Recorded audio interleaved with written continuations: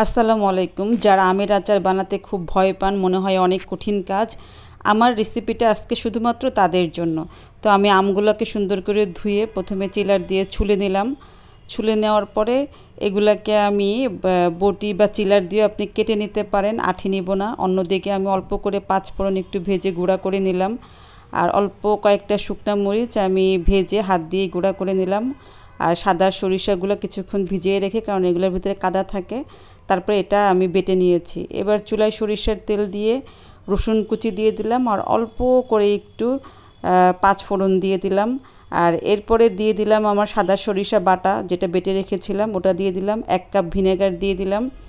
এরপরে আমি এগুলো একটু নাড়াচাড়া করব। কিছুক্ষণ নাড়াচাড়া করার পরে একটু হলুদ দিব। হলুদটা দিলে অনেক সময় কালার ভালো আসে, সুন্দর লাগে দেখতে। আর এরপরে আমি আমগুলা দিয়ে দিব এবং পরিমাণ মতো লবণ দিয়ে দিব। দিয়ে এবার আমি অনেকক্ষণ ধরেই আমগুলা ভালো করে নাড়াচাড়া করব, যাতে আমগুলা গলে যায়।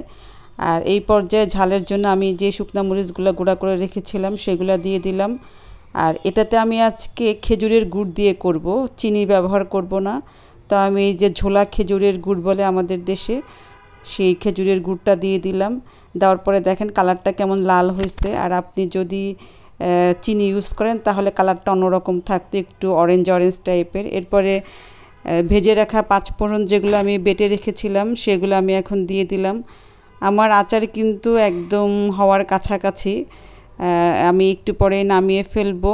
এটাকে বলে আমের চাটনি। এটা রোদে দেওয়া লাগবে না, বয়ামে ভরেই আপনি টেবিলে রেখে দিতে পারবেন। ধন্যবাদ সবাই।